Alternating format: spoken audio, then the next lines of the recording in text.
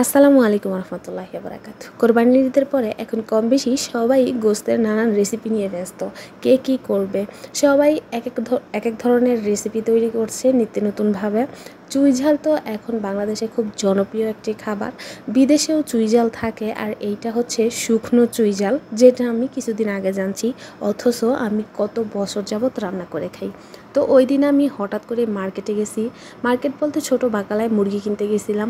মুরগি কিনতে যাওয়ার পরে দেখলাম যে এই মুরগির হাত পাগুলো ওইখানে পাওয়া যায়। সাথে সাথে ওইখানে দাঁড়াই আমি আমার ম্যাডামরে ফোন দিছি, বললাম যে এইখানে মুরগির হাত পা আছে, আমি ওইগুলো নিয়ে আসি। আমার ম্যাডাম বললো আচ্ছা ঠিক আছে, তুই যদি খাইতে চাস তাহলে নিয়ে আয়। আর আমি চট করে এই 2 প্যাকেট কিনে নিয়ে আসলাম। 2 প্যাকেট অবশ্য প্রতি প্যাকেট 5 রিয়াল করে ছিল, 500 গ্রাম করে। আমি একটা গিল আনছি আর একটা মুরগির ঠ্যাং, যেটা আমার কাছে পছন্দ। আপনাদের কাছে জানি না হাস্যকরও লাগতে পারে, কিছু করার নাই। তো ওই দিন রোজা ছিল। এই ভিডিওটা অবশ্য কয়েকদিন আগের, মানে ঈদেরও 2 দিন আগের ভিডিও, সরি। তো আমি ইফতারের জন্য ডো আগে বানায় রাখছিলাম আটার, কারণ এটা দিয়ে চাপটির মতো কিছু একটা আর কি ফাতিরা আর কি বানানো হইব। আর সবজির সালাদ কেটে রাখছি। ইফতারের কাজগুলো আগে শেষ করে রাখছিলাম, কারণ আমরা ওই দিন রোজা ছিলাম। আর এই ভিডিওটা ছিল ঈদের 2 দিন আগের ভিডিও। তো আমি ইফতারের কাজ শেষ করে চট করে ওইগুলো ধুয়ে নিই। হাত পাগুলো যেগুলো ছিল আমি ভিনেগার দিয়ে গরম পানি দিয়ে খুব সুন্দর করে পরিষ্কার করে ধুয়ে নিছি।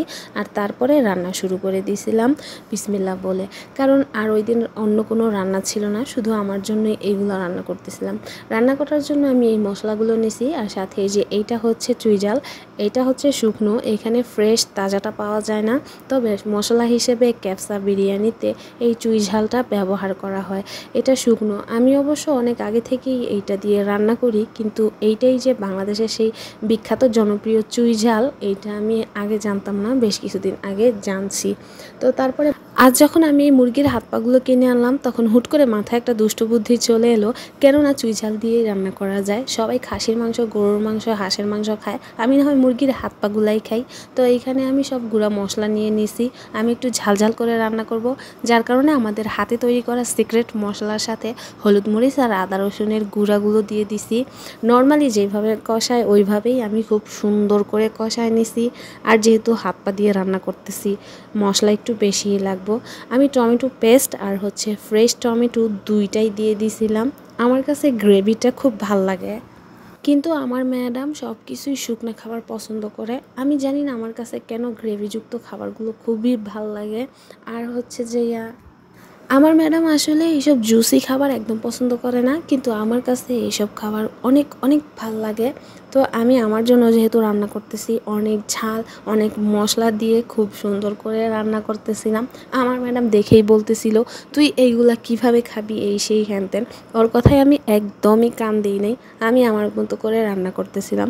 তো আমার ম্যাডাম বলতেছিল কলিজা কেন আনলি না। আমি আসলে মুরগির কলিজা খাই না, তাই আর কি আনি নাই। তো আমার ম্যাডাম বলছিল যে মুরগির পাগুলো আলাদা রান্না করতে আর মুরগির গিল আলাদা রান্না করতে। আমি বললাম না, আমি এইভাবেই করব।